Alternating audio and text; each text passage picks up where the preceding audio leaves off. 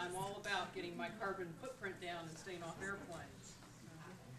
All right, so for the Young Innovator Award in the Sustainable Living category, our presenter will be Caroline Kemp, who is a former AID chapter president and student at Northwestern University. Caroline? I present the award for Sustainable Living to Catherine Wingfield.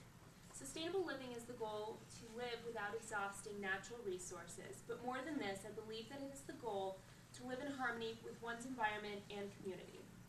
When I spoke with Katie in advance of this event, what most impressed me was her humility.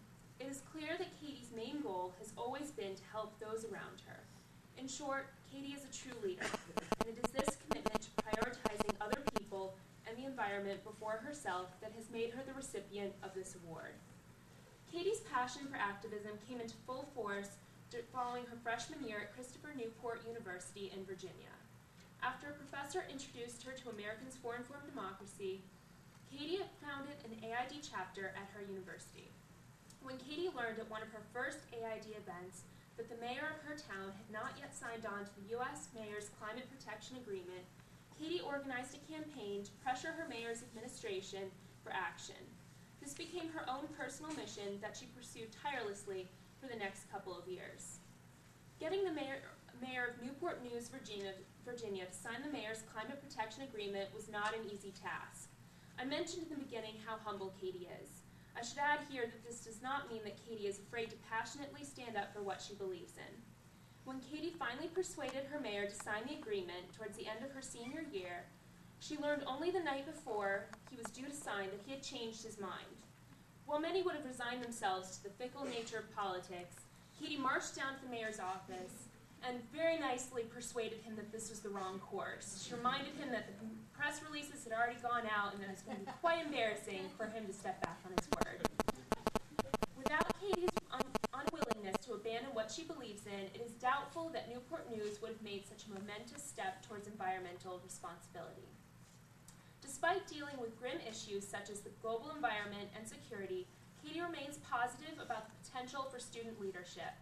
It is fitting then that she is now working with 2020 Vision as a campus coordinator, a job that allows Katie to work closely with students to organize campus and community events related to energy and security issues. Katie raved to me about the students with whom she works, calling them passionate, knowledgeable, and dedicated. Indeed, qualities that Katie herself possesses. It is clear that her leadership will inspire many new leaders to take up the issue of sustainable living. Like 2020 Vision, Katie stresses the need to deal with issues in the present rather than decades from now. Whether it is organizing an AID video conference with students in Ecuador and Ghana, or pursuing her future goal of being an international human rights attorney, Katie does not slow down to wait for life to pass her by. She leads the rest of us towards the goal of a more sustainable and responsible life. So it's my honor to present this award to Katie for the Innovator in Sustainable Living. Thank you.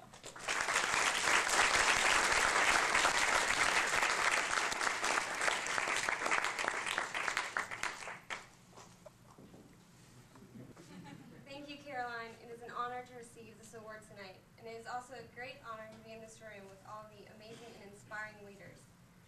I think I can pretty much speak on behalf of the world by saying thank you for Americans for Informed Democracy for your noteworthy and noble work. Caroline's pretty much explained. I was introduced to AID my freshman year, and I quickly wanted to become involved. It's an amazing outlet for my passion, and I could not be where I am today, working with 2020 Vision, doing the exact same thing that I was doing in college, helping students. She had all my stories, but I really have nothing to say, but I realized I wanted to do this type of work during my campaign with the mayor, and I'm sure, and during that campaign, Seth realized that he regretted giving me his cell phone number. So, in short, because she stole all my words. Thank you so much to Seth Green, to AID for this award. Thank you to my family for all their support, all the phone calls I made home during that lovely day when he decided to renege.